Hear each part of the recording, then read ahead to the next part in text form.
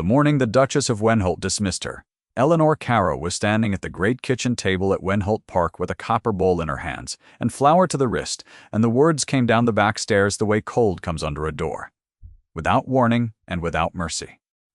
The housekeeper said it twice. Once, because Eleanor did not move, and once because the room had gone so quiet that the second saying seemed required. "You are to be gone by nightfall. The Duchess will not have a thief under her roof." Eleanor set the bowl down with great care, as though it were the only thing in the world that could still be broken, and she did not weep, because weeping was a thing the gentry did when they were sorry for themselves, and she had nothing to be sorry for. She had been called a great many things in her 7 years of service. She had never before been called a thief. The kitchen maids would not look at her. The scullery girl, who was 11 and frightened of everything, looked only at her own red hands.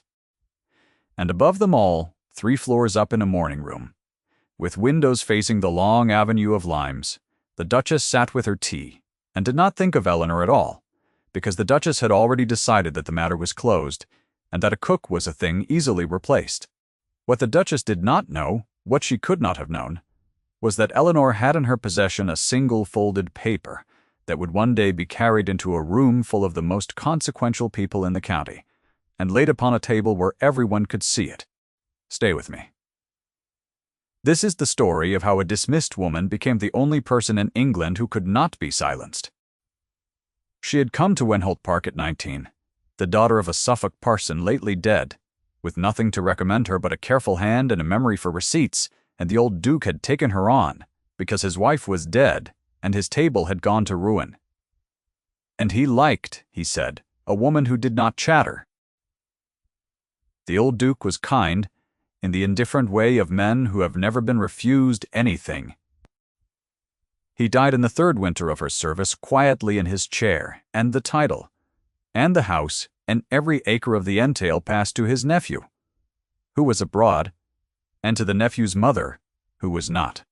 The Dowager Duchess of Wenholt arrived in February with 11 trunks and a companion and a way of entering a room that made the servants feel they had been caught at something.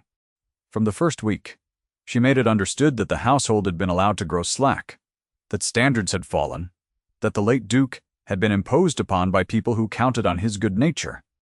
She looked at Eleanor as she said it, and Eleanor understood that she had been named, in the Dowager's private ledger, as one of those people. To the upper servants, Eleanor was the cook, which was a position of some dignity below stairs and none at all above them. To the Dowager Duchess, she was something smaller, a provincial, a parson's girl who had got above herself. The Dowager said as much to her companion one evening, not troubling to lower her voice, as Eleanor carried up a tray she had not been thanked for in 11 months. "A provincial who fancies herself indispensable," the Dowager said. "We shall see how indispensable she is." Eleanor set the tray down, and curtsied, and went back down the stairs, and the words followed her the whole way like a draught she could not close out. The work itself had been her refuge in those months, the only ground the Dowager could not take from her. There was an order to a kitchen that no morning room could overrule. The fire wanted feeding at the same hours, the bread wanted proving.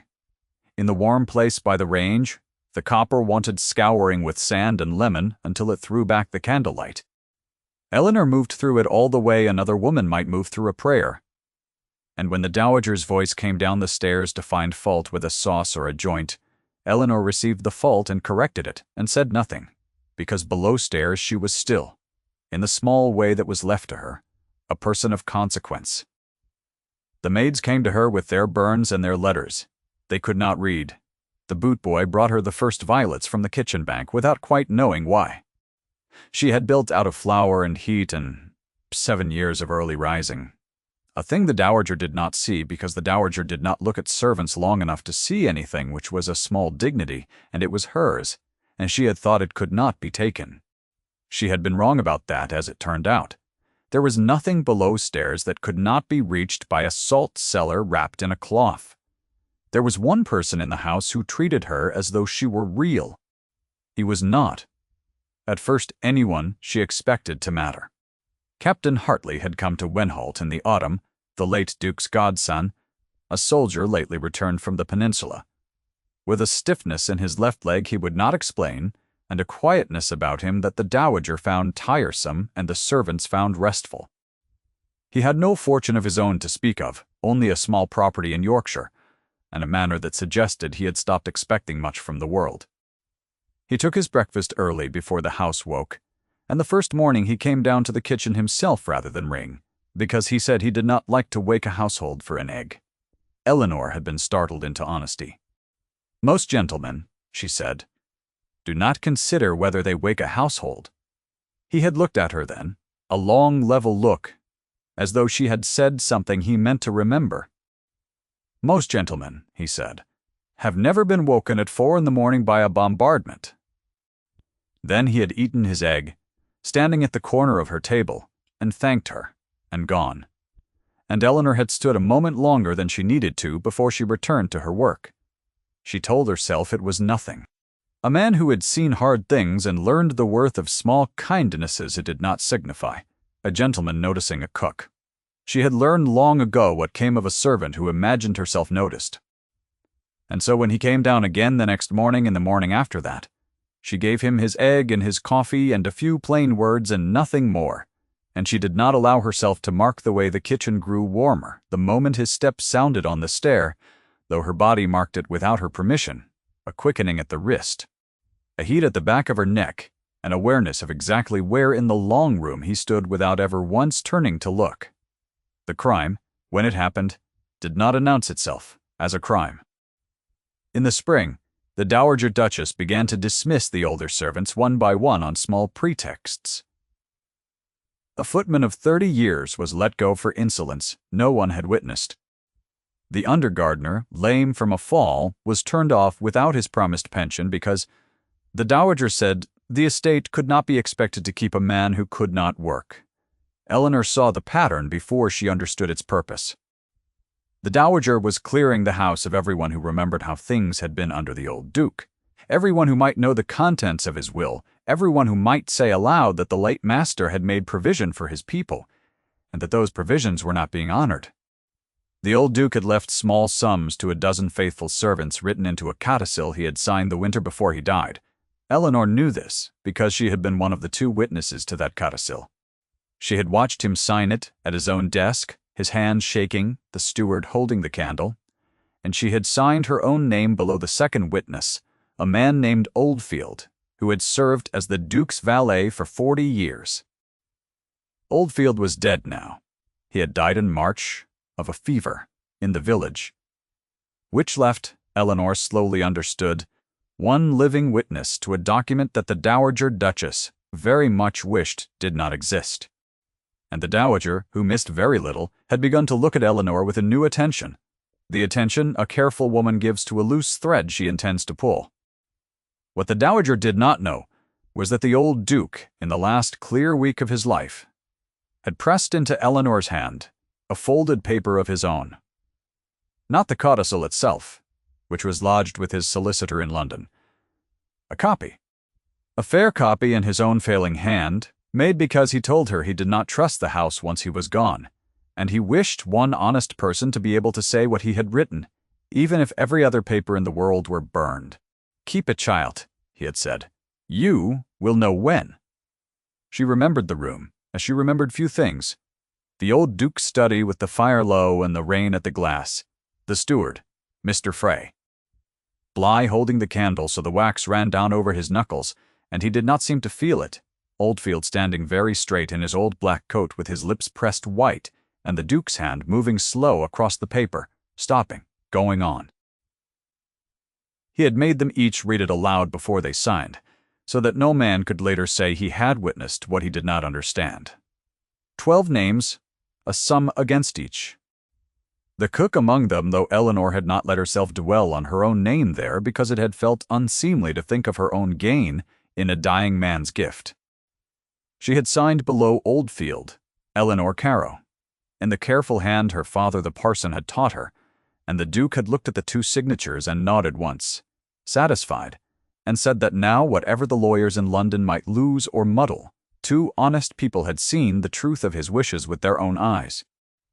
She had kept it for 2 years folded inside the cover of her mother's prayer book, and she had never once imagined she would need it, until the morning she was called a thief and turned out of the only home she had.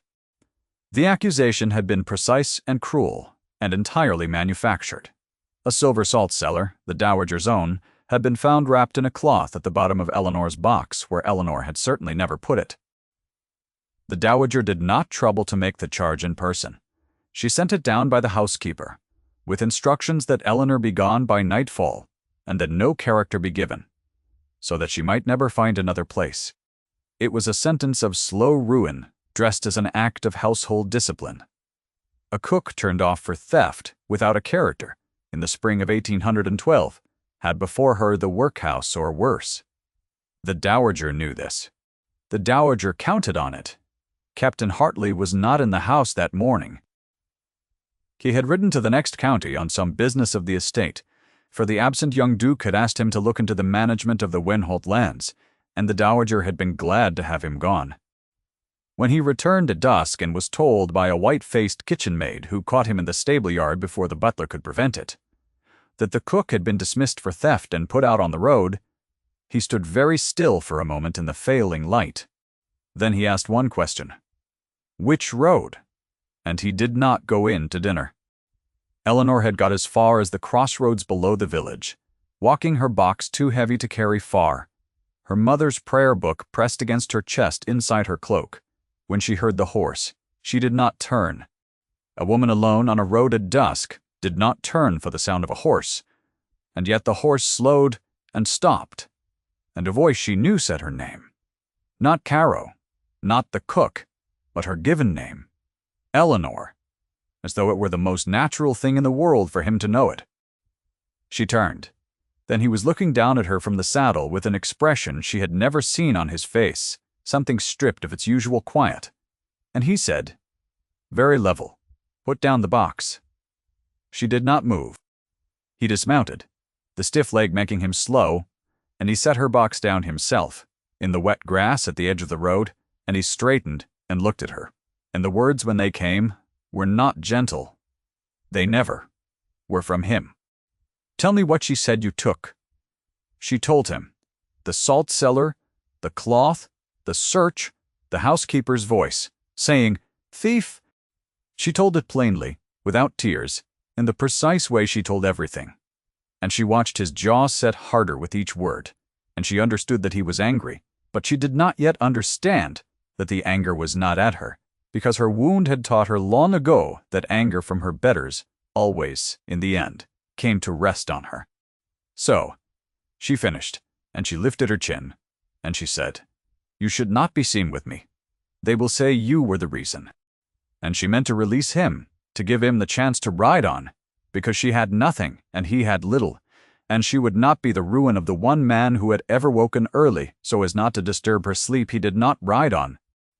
He said, his voice low and flat as the dusk coming down over the fields, I have been the reason for worse things than this. Come inside. There is an inn at the crossroads, and you will not spend a night on this road. She began to protest, propriety, her name, his name. What would be said? And he cut across it with the plain authority of a man who had given orders under fire. Eleanor, eat something. Sleep under a roof, and let me think. The command was an order, and she heard the order in it.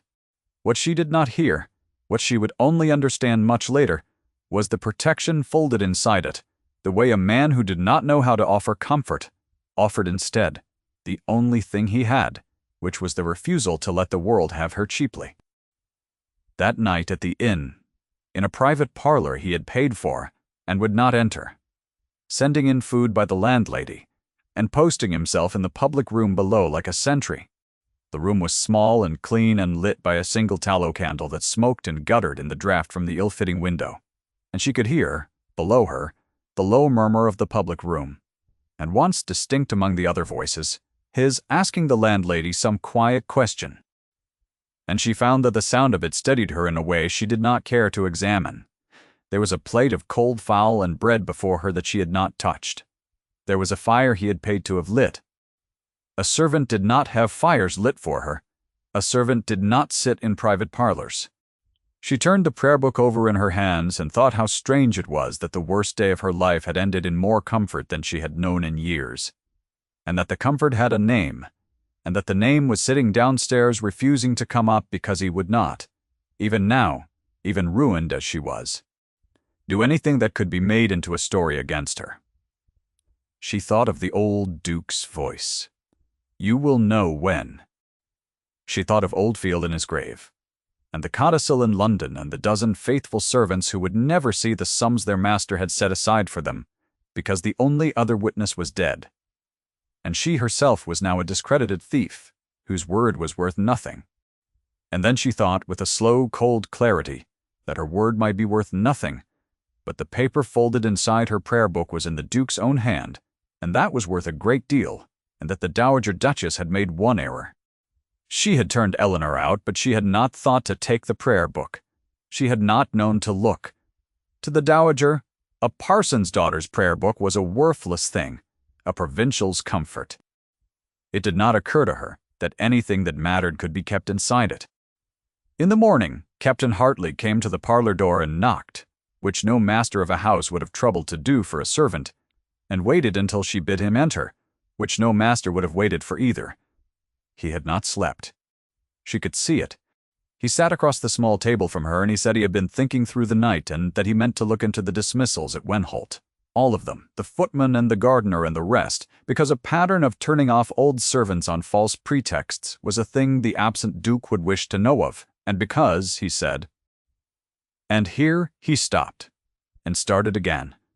Because a household that would invent a theft to ruin an honest woman would invent a great many other things. He looked at her across the table. "I do not believe you took the salt," he said. "I do not think you are capable of it. Tell me I am right." And Eleanor, who had armored herself for 7 years in the careful silence of a servant who knows that her truth is not wanted, found that she could not keep silent with this man looking at her as though her answer mattered more than his own comfort. "You are right," she said. "I took nothing." And then, because the morning light was kind, and his face was open, and she was more tired than she had ever been, she said the rest. "There is something I did not take," she said. "Something I was given. And the Duke meant me to use it, and I think the time he spoke of has come." She drew out the prayer book. She unfolded the paper. She laid it on the table between the teacups, the old Duke's last clear hand, the codicil copied fair, the names of the dozen servants and the sums set against them, and at the bottom, 2 witnesses, Oldfield and Carow. Captain Hartley read it once. He read it twice. When he looked up, something had changed in his face, the way ice changes over a river when the thaw begins underneath. No crack yet visible, but the whole surface suddenly alive. "Do you know what this is?" he said. She said she knew exactly what it was. It was the reason the Dowager had needed her gone, and gone without a character, so that if she ever spoke, no one would believe a dismissed thief. He set the paper down very gently, as though it might take flight. "Then I have a great deal to do," he said. "And you will not be a cook turned off on a road. You will be the witness. And I will see that the room is full when you speak." It was here, in the days that followed, that Eleanor began to understand the shape of the thing. She had imagined was only a soldier's kindness. He found her a respectable lodging in the market town with a clergyman's widow, and he came each day, ostensibly to take her account of the household and the codicil. In truth, she slowly saw, because the leaving of her was the hardest part of his day. He brought her the book of the late Duke's accounts which he had quietly obtained, and they sat at the widow's table and went through the figures together, and she found that her memory for receipts served her as well, in this as it had ever served her over a stove. That she could tell him to the shilling what the household had spent, and where the Dowager's economies had in fact been quiet diversions of money meant for others. He listened to her as no one had listened to her in years. And one afternoon, reaching across the table for a paper, his hand passed close to hers, and stopped, and neither of them moved it. And the air in the widow's small parlor went thick and warm, and Eleanor became aware of her own heartbeat in her throat, and of the precise distance between his fingers and hers. distance of perhaps 2 inches that felt like the most consequential space in England. He drew his hand back first, and he had been slow about it. She marked that he had been slow. And later that same afternoon, when the light had gone amber across the widow's table and the figures were done, and there was no further reason for him to stay, and he stayed, he said a thing he had plainly not meant to say, looking not at her but at the window. "I had thought," he said, "when I came home from Spain, that I had finished with wanting anything. It seemed safer. A man who wants nothing cannot be the ruin of what he wants." He stopped. Then he said, lower, "I find I was mistaken, and I find I do not mind being mistaken as much as I expected to." He did not say her name. He did not say the word. He said only that. And he rose and he took up his hat. And at the door he paused with his hand on the frame as though he might say more, and did not, and went. Eleanor sat for a long while after the door had shut. Her tea had gone cold. She had not noticed it go cold. She pressed the back of her hand briefly against her own cheek, and found it warm, and she thought that she was 28, and had spent her whole life learning not to want things she could not have, and that she had been, until this spring, rather good at it. She knew his story by then, or the part of it that explained the stiffness in his face that matched the stiffness in his leg. He had told it to her once plainly, on a gray afternoon when the rain kept them indoors. Not as a confession, but as a fact she had a right to, since he was asking her to trust him. In Spain, he said, he had given an order, a sound order, a correct order, to hold a position, and the men had held it, and the position had been worth holding, and 11 of them had died holding it, including a boy of 17 whose mother had begged the captain, in a letter Hartley still carried, to look after her son. He had looked up at her when he said it. "I have a great mistrust," he said, "of my own judgment, when it costs other people. I did the correct thing, and good men died of it. So you will understand that when I say I mean to set this right, I do not say it lightly, and I do not say it for my own peace." He did not say the rest. He did not say that Eleanor's refusal to weep over her own ruin, her insistence on the plain truth, even when the truth could not help her, had reached some shut room in him that he had not opened since Spain, and yet she saw it. The body says what the mouth will not. His hand had been slow to leave the table. The Dowager Duchess, meanwhile, was not idle. Word reached her that the dismissed cook had not vanished into the workhouse as intended, but was lodged in the market town under the protection, the word was used pointedly, of Captain Hartley. The Dowager understood at once what protection of that kind might mean, and she moved to close the matter for good. She wrote to the absent young Duke a careful letter in which the cook became a scheming woman who had attempted to ingratiate herself with the late Duke, had been caught in theft, and was now attempting to entrap the captain into a connection that would shame the family. She let it be known in the county, to the soft machinery of the morning call and the dinner aside, that the woman Captain Hartley was seen with was a thief he had taken up out of misguided pity. And she made certain that her own candidate for the captain's attention, a Miss Penhallow, the daughter of a neighboring baronet, polished and well dowered and entirely correct, was placed in his path at every opportunity. The county began to repeat the Dowager's version, because the county always repeated the Dowager's version, and Eleanor felt the cold of it reach even the widow's quiet parlor, in the way the clergyman's widow grew nervous, in the calls that did not come, in the looks on the market day. It came to its head at the assembly. The young Duke had at last returned from abroad, and the Dowager arranged a great gathering at Wenholt Park to present him to the county, the first such assembly in the house since the old Duke's death, the rooms thrown open and the candles lit, and the orchestra brought from the city. Every family of consequence in the county would be there. And the Dowager, who never did anything without purpose, had ensured that Captain Hartley was invited, and that the matter of the cook would be raised publicly in front of the assembled county and the new young Duke, so that the captain might be shamed out of his folly and the woman finally and permanently destroyed. She believed she held every card. She had the county's good opinion, the young Duke's ear, the polished rival arranged at her side, and a dismissed thief with no character and no friend, but a poor captain, whose own judgment, it was whispered, had got good men killed in Spain. What the dowager did not know was that Captain Hartley had spent 3 weeks doing the unglamorous work of a man who had decided never again to act on judgment alone. He had written to the late Duke's solicitor in London and received confirmation that the codicil existed and was lodged and valid. He had found 2 of the dismissed servants and taken their accounts in writing. He had laid the whole matter, quietly, before a man the dowager could not overrule, the young Duke himself, in a private interview the morning of the assembly, and he had shown the young Duke the fair copy in his great-uncle's hand. And he had asked Eleanor the night before whether she would stand up in that room, before all those people, and say what she had witnessed at the old Duke's desk. She had been afraid. She had told him she was afraid, which was a thing she had told no one. In 7 years, he had not told her she had nothing to fear. He had said only, "I will be in the room. Look at me and say it to me, and let the rest of them overhear." The assembly was everything the dowager had designed it to be, until it was not.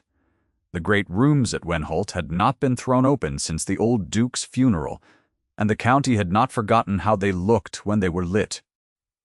There were wax candles by the 100 in the chandeliers and along the walls, and the orchestra in the gallery, and the terrace doors standing open to the mild autumn night, so that the candle flames leaned and recovered in the moving air.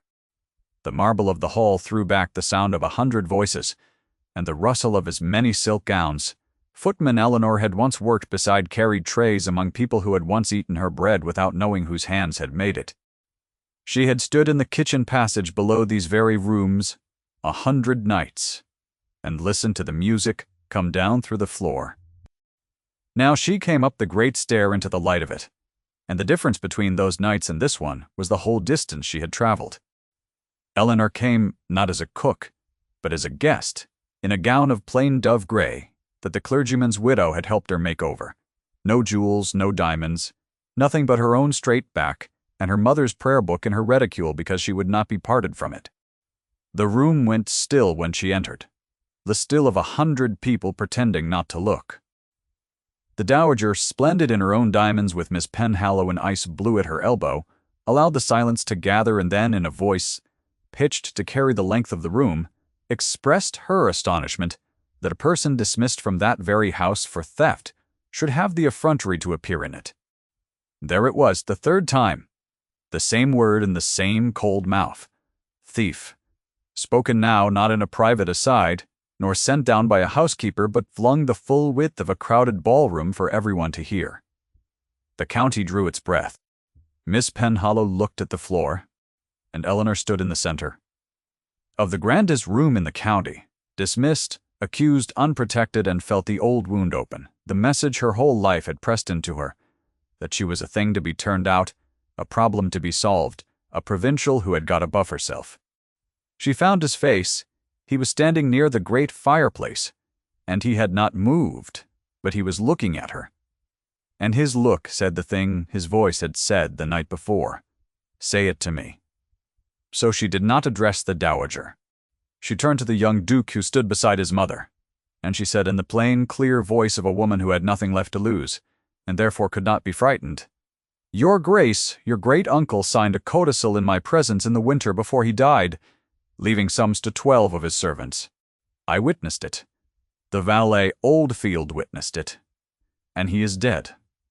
I was dismissed for a theft I did not commit, and dismissed without a character, so that if I ever spoke of the codicil no one would believe me."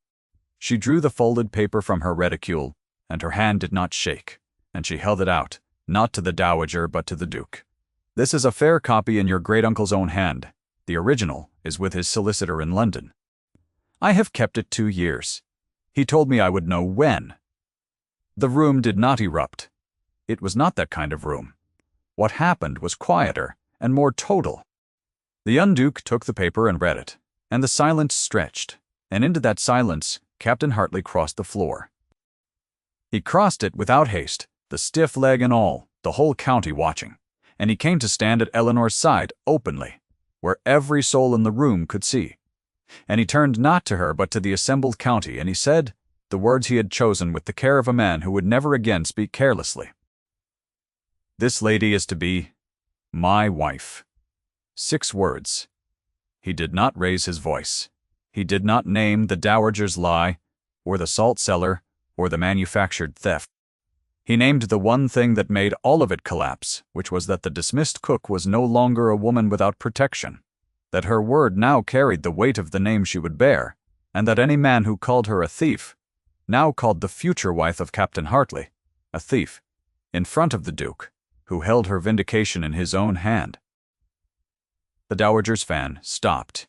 It had been moving the whole evening, a slow, measured motion at the height of her chin, the motion of a woman in perfect command of a room.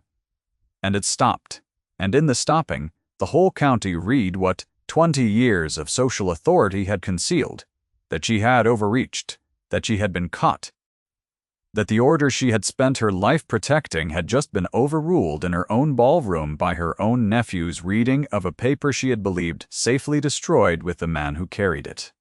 She said the cook's name once, and then she said it again the way a person repeats a word that has stopped meaning anything, and Miss Penhallow stepped quietly away from her elbow because even the rival could see which way the room had turned. The young Duke folded the paper and said in the voice of a man newly arrived at his own authority that he would honor every provision his great-uncle had made, that the dismissed servants would be sought out and their sums paid with interest for the delay, and that any person who had borne false witness in his house would answer for it to him. He did not look at his mother as he said the last. He did not need to. The whole county looked at her for him. It should be said, for those who have stayed to the end of so quiet a story, that the justice of that world came slow, and came sideways and came in the end. Not as thunder, but as a folded paper laid on a table by a woman in gray. If something in Eleanor's long patience has stayed with you, you might sit a moment with it before the story closes. Then let the room empty, and the candles gutter, and follow the two of them out into the cold, clean dark. They were married in the autumn, quietly, in the small church in the market town, with the clergyman's widow weeping happily in the front pew, and 2 of the restored servants standing as witnesses, the footman of 30 years and the lame under-gardener, both of them with their master's bequest in hand and their dignity restored, and Eleanor thought, watching them, that this was a better witnessing than the one in the ballroom, because no one in this church had come to see a verdict overturned. The footman had brushed his old coat until it shone and stood as though on parade. The under-gardener had brought a posy of the last roses from a garden that was no longer his to tend, and he gave them to Eleanor at the church door with his cap in his hand, and could not speak for a moment, and did not need to. They had come because they loved her, which was a thing she had stopped believing the world would allow her. The dowager did not attend. The dowager had removed to Bath in the late summer. Her authority in the county quietly, but permanently diminished. Corrected rather than destroyed, displaced from the house she had tried to rule. And if there was no triumph in it for Eleanor, there was something better, which was the simple fact of never having to hear that cold voice in her stairwell again. They lived not at Wenholt, but at the small Yorkshire property that was Hartley's own, a stone house with a kitchen. Eleanor refused to give up to a hired cook, because she liked, she said, to know what was in her own bread, and because the man she had married still came down early in the mornings before the household woke, and stood at the corner of her table while she worked, and ate what she gave him, and thanked her. The first winter snow came in November, and held the house in a great, white quiet, and one evening, with the fire going and the wind off the moor, Eleanor took down her mother's prayer book from the shelf where it now lived, and she opened the cover, and the place where the folded paper had lived for 2 years was empty now. The paper itself lodged forever in the records of the county, and the will at last fulfilled, and she did not feel the loss of it. She ran her thumb over the worn cover. The same gesture she had made on the road, at dusk, when it was the only thing she owned, and she found that the book was lighter, and that her hand was warm, and that across the room a man who had once believed his own judgment unfit to be trusted was watching her with the quiet certainty of a man who had, this once, judged exactly right. He did not tell her what he was thinking. He never did, And yet he crossed the room, the stiff leg and all, and he stood behind her chair, and put his hands on her shoulders, the way he had wanted to, on a road at dusk, and would not. And she leaned her head back against him. And outside the snow came down over the moor, and covered the road and the crossroads, and the whole long way she had once walked alone. And she was, at the last, exactly where no one in the world had thought to let her be, which was